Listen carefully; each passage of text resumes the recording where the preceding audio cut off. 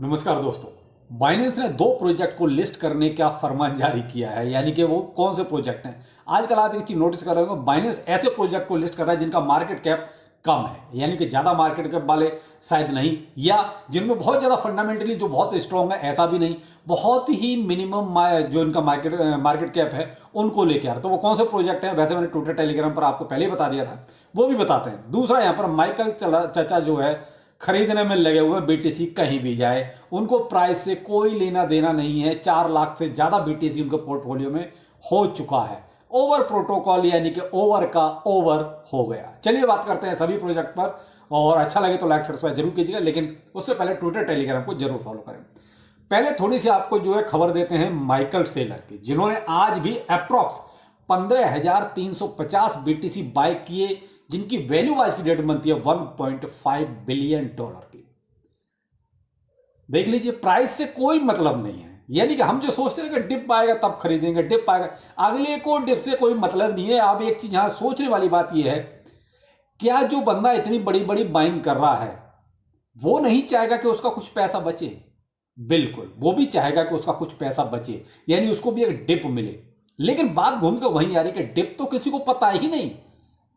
यहां जो वो कहते हैं ना, बहुत 30 मार्क हम एक से पड़े हुए कि डिप आएगा, यहां पर डिप आएगा। अरे भाई, इससे ज्यादा कौन जानेगा, जो रोज किसी न किसी भाव पर खरीदता जा रहा है। तो ये डिप किसी को नहीं पता। ये तो वो कहते हैं तुक्के वाली बात है, लक बाई चांस वाली बात है कि आपने कोई मान लीजिए लॉन्ग लिया है और बीटीसी ऊपर चला गया, छाती आप भी पीटोगे आगे। मान लीजिए आपने लक बाई चांस शॉर्ट किया हुआ और बीटीसी नीचे चला गया, तो बस फिर आगे छाती पीटोगे। तो भाई ये सीन कुछ ऐसा है जो मैं कहता हूं बड़े लोगों के खेल है, छोटे लोगों का इसमें कुछ भी नहीं है। तो भाई इन लोगों को सबको पता होता है कि बीटीसी कहां जाएगा, तो इसलिए इनको प्राइस से ज्यादा फर्क नहीं पड़ता, और ना ही आके ये छाती पीटते कि देखो जी हमने बोला था, देखो जी हमने बोला था।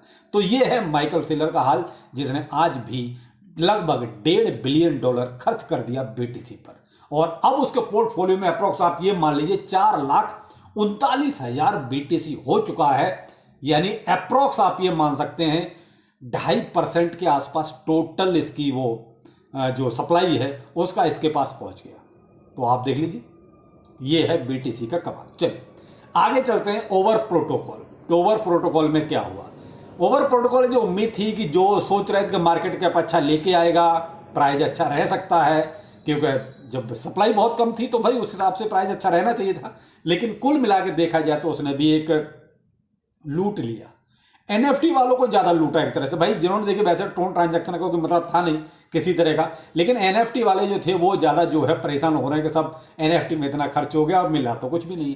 तो भाई देखिए, वैसे तो इसका प्राइस एक 0 के साथ शुरू हुआ था, यानी कि 0.5 के आसपास। मैंने बिंग एक्स पे चेक किया था, और गया था लगभग $0.7 के आसपास तक गया था।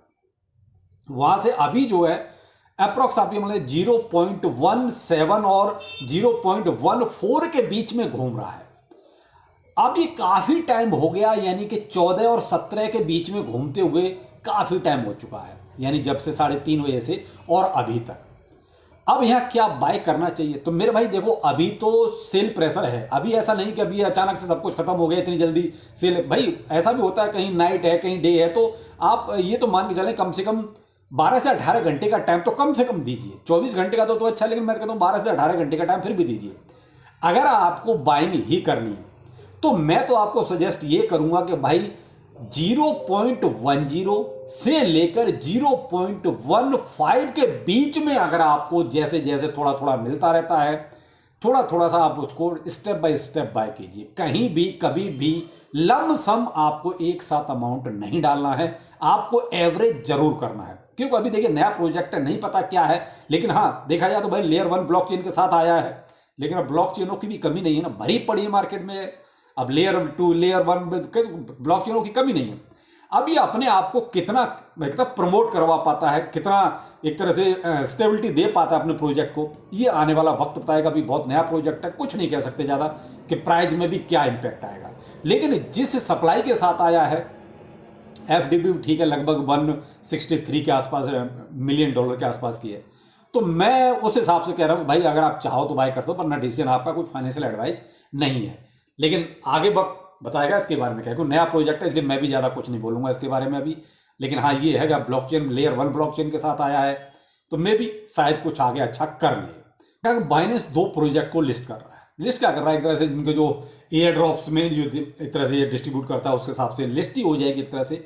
तो ये है आपका पहला टोकन है साइमन कैट, यानी कि कैट करके जो प्रोजेक्ट है वो, और दूसरा है आपका पेंगू यानी कि PENGU। ये आपके सिंबल हैं दो, ये आप देख लीजिए, कैट और पेंगू, ये दो हैं जो आपके वैसे उन्हीं को दिया जाएगा जो एक तरह से बाइनेंस होल्डर्स हैं। लेकिन यहाँ प्राइस तो इनका बढ़ना है, क्योंकि बाइनेंस की जहाँ बात आ जाती है तो वह प्राइस तो बढ़ता ही बढ़ता है। तो आप देख रहे हैं दोनों का प्राइस जो है अच्छा खासा पंप कर गया। तो यहाँ बात वही आती है निकल के, देखिए आजकल बाइनेंस ये कहो कि बहुत ज़्यादा फंडामेंटली स्ट्रॉन्ग या बहुत अच्छे प्रोजेक्ट को अपने यहाँ लिस्ट कर रहा है, ऐसा नहीं है।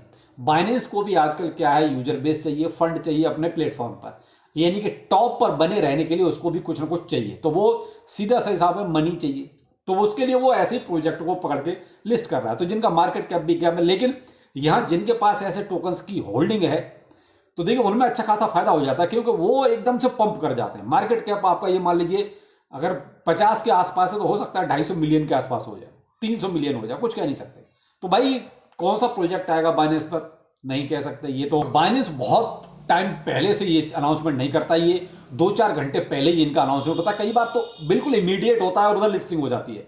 हाँ, जो वो आपके लॉन्च पूल या लॉन्च पैड पर आते हैं उनमें जो आपका स्टेकिंग का फीचर आता है वो एक अलग चीज़ है, लेकिन लिस्टिंग अगर डायरेक्ट आ रही है तो फिर उसमें देखिए ज़्यादा टाइम मिलता नहीं। तो यहाँ देखिए बस फोकस रखिए इस पर कि भाई कौन सा प्रोजेक्ट कब बाइनेंस इस तरह से लॉन्च कर दे नहीं पता। तो आप अपडेट रहिए, ट्विटर टेलीग्राम को जरूर फॉलो कीजिएगा, दोनों का लिंक वीडियो को डिस्क्रिप्शन में है, जहां आपको पहले ही जैसे मुझे पता चलता है मैं आपको अपडेट तुरंत देता हूं। तो मैं देखिए ट्विटर टेलीग्राम पे ये दोनों ही अपडेट आपको पहले ही दे चुका हूं। बाकी BTC आपका 1,06,000 से अभी थोड़ा सा 2,000 नीचे आया, यानी कि 1,04,000 पर अभी ट्रेड कर रहा है। तो BTC तो सही चल रहा भाई, BTC का बुल रन तो कंटिन्यू है।